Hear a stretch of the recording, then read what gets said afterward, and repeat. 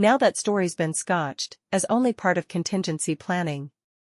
But it was a symptom of the dramatic turn of events in South Australia, and it flushed out other remarks from water academics and people like Tim Flannery, indicating that things were really much worse than had been foreshadowed, even earlier this year. So is Adelaide, let alone some whole regions of South Australia, in serious bother? Considering that the vast amount of its drinking water comes from the beleaguered Murray, something many of us outside the state may not have quite realized, is their predicament something we have to face up to as a nation?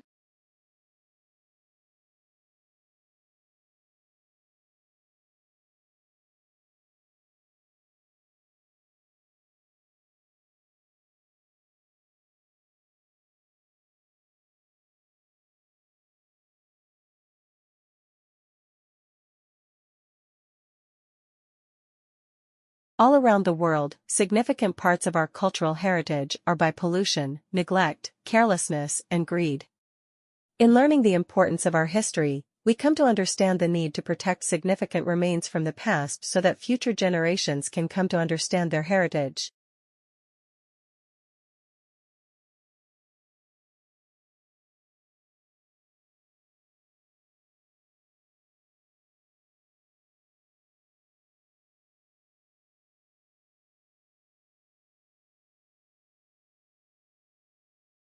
For a long time now, it's been a widely accepted and rarely questioned belief that a strong corporate culture goes hand in hand with success.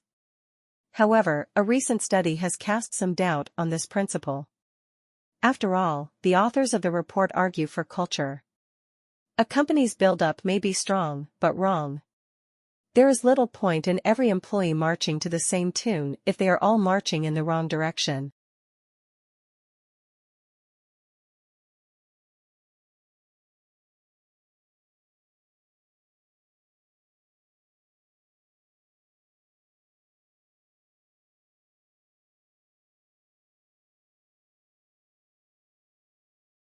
Also, malaria is something that is a very complex disease with this complex life cycle. That means that if you're going to eliminate it, you have to be able to target cute parasites and humans. You have to be able to target parasites in the mosquitoes, that mosquito population. And so that requires a lot of resources. It requires really good planning and a health system across all these different levels. And so I think the political capital that you need for that, the educational infrastructure you need for that, the economic resources you need for that are quite a challenge.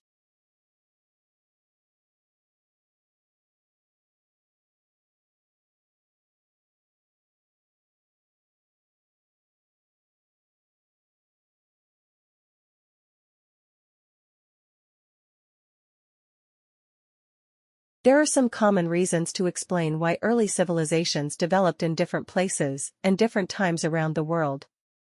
Each ancient civilization that has been discovered developed in places where there was a reliable water supply, usually on the banks of major rivers, and where the soil was fertile enough to grow crops.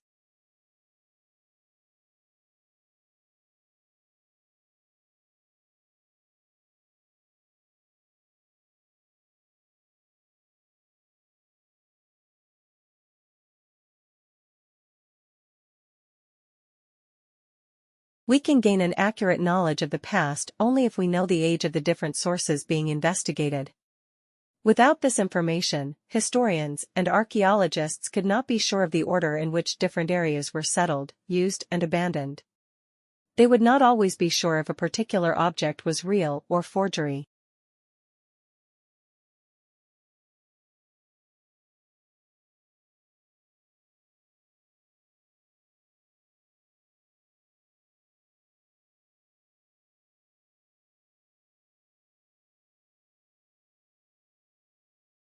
Historians can represent events that have happened in past centuries on a timeline, showing the 4 major periods of human history. A timeline is a good way to help us get history into perspective. It shows events from the past in a clear chronological order, that is, from the earliest to the latest event. Archaeologists look for clues that indicate that an area is worth digging up. Clues may come from the writings of someone in the past who has described the existence of a particular town or burial site.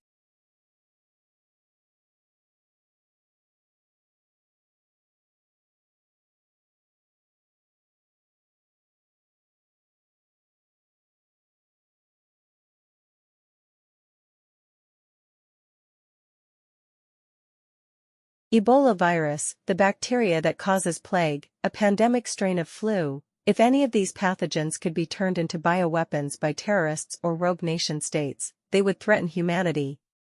Most life scientists have little awareness of biosecurity issues, according to a National Academies report released today.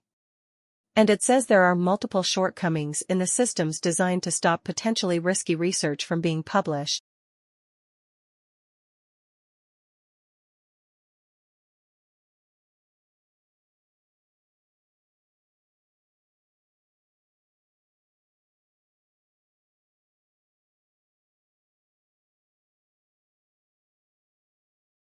A new process for 3D printing things could pave the way for lighter, faster aircraft that potentially fly further on the same amount of fuel. Today's airplanes are held together with thousands of metal rivets and fasteners. That's because the lightweight but strong aluminum alloys used for their frames are considered unwieldable. Try to weld them and you get a phenomenon called hot cracking, in which the finished alloy weakens and fractures as it cools. This and other adverse welding effects also stand in the way of 3D printing high-strength aluminum alloy parts. When researchers have tried, the resulting laser-fused mass flakes away at the welding area like a stale biscuit.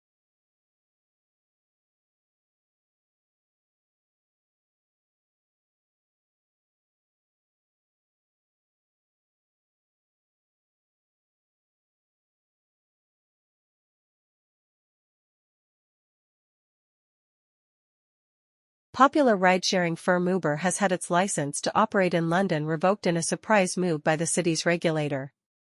There were multiple reasons for the decision. TfL cited the company's approach to reporting criminal offences.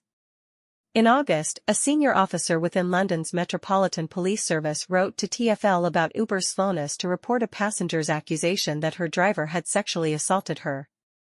TfL said it was also concerned about how Uber obtained medical certificates and criminal records checks for drivers. The straw that broke the camel's back may have been the company's Greyball software, an internal application that Uber may have used to block regulators' oversight of the Uber app.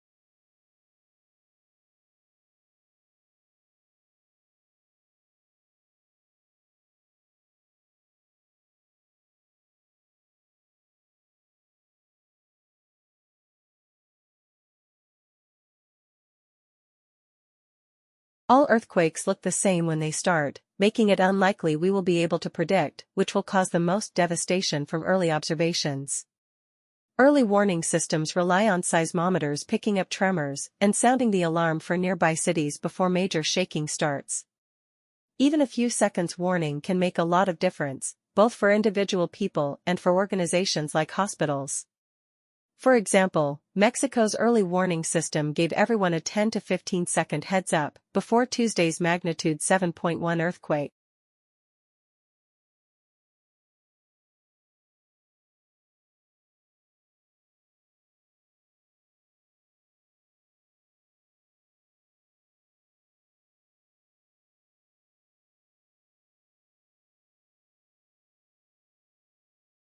Another arm of the United States government was the FSA, the Farm Security Administration, and they had a peculiar task, because in addition to the depression, which had obviously hit farmers quite hard because suddenly the material that they were producing wasn't really as value, yet their costs for producing it were exactly the same, they were hit not only that but also by another problem, which was the Dust Bowl. And the Dust Bowl was this terrible broad that hit the American West and Southwest especially, and caused terrible economic problems for those farmers.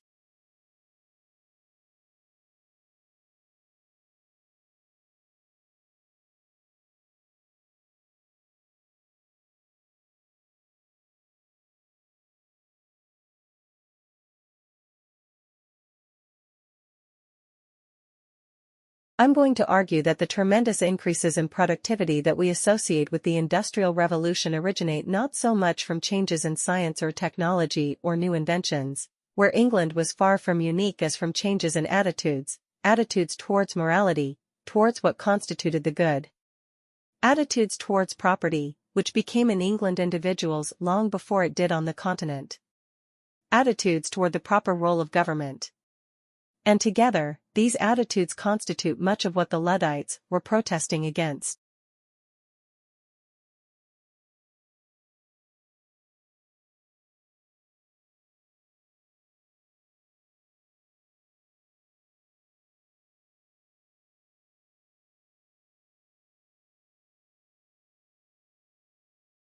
We are trying to understand the locomotion of one of our closest living relatives, which is the orangutan, and also the locomotion of all of the apes and the common ancestor of humans and the other apes. And in that area, we have had a big problem traditionally, and that we know a lot about how they move around the forest.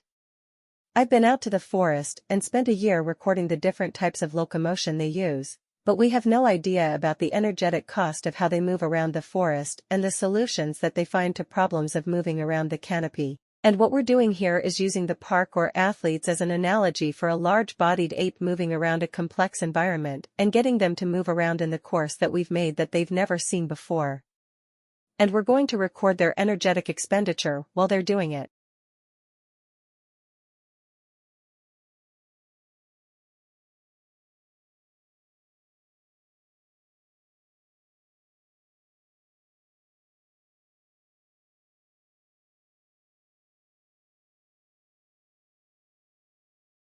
Asteroid collisions can be, just ask the dinosaurs, but they also bring key ingredients for life.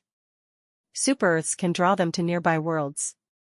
Super-Earths, planets that are up to 10 times more massive than Earth, might play billiards with planetary systems. New simulations suggest that if a super-Earth existed in our own solar system, say between Venus and the Earth, far more asteroids would collide with us.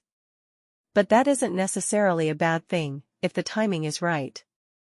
Understanding the effect of these massive planets on others nearby could help direct the search for life on exoplanets.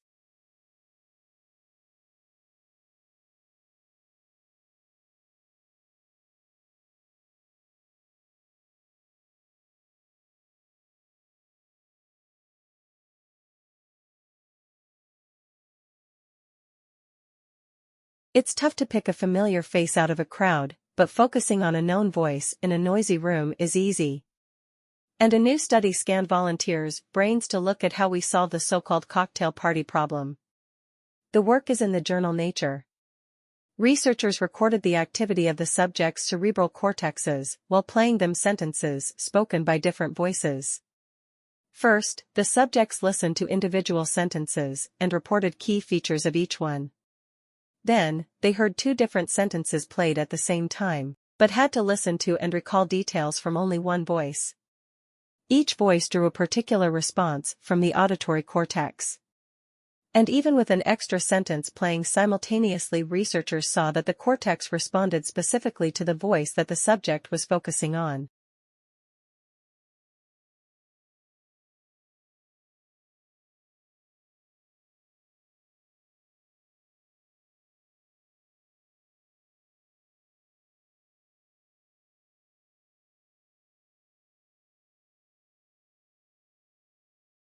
Tens of millions of sharks are killed for their fins each year.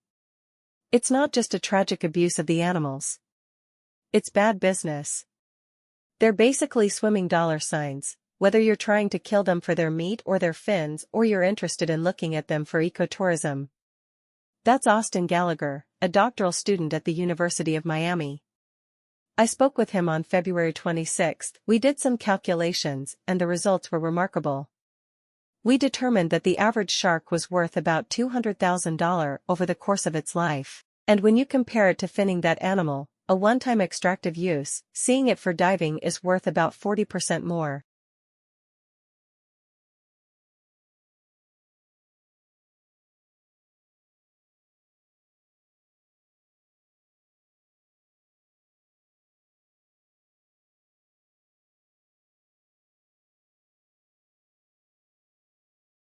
Obese people have higher risks for diabetes, heart disease, arthritis, and injuries in car accidents? Yes, in part because they're far less likely to wear a seat belt. That's the finding of a study out of the University of Buffalo that will be presented at an upcoming meeting of the Society for Academic Emergency Medicine in Chicago. The researchers analyzed data in the National Fatality Analysis Reporting System of the National Highway Traffic Safety Administration. The study included a third of a million drivers involved in fatal crashes.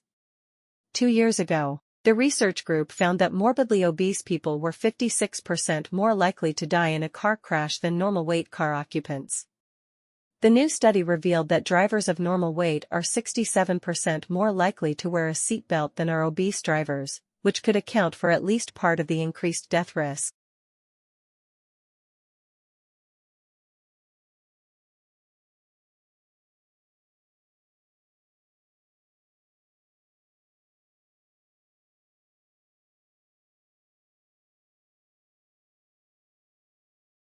Does your puppy turn his nose up at his own chow because he wants some of whatever it is that you're having? A new study finds that, when it comes to food, dogs recognize human social signals about what's good. The work is in the journal Public Library of Science 1. Researchers let pet dogs choose between two plates, one with a single piece of food and the other with 6 pieces. Unsurprisingly, the animals generally went for the larger portion. But when a human being showed a clear liking for the smaller plate, the canines likewise went for the skimpier choice.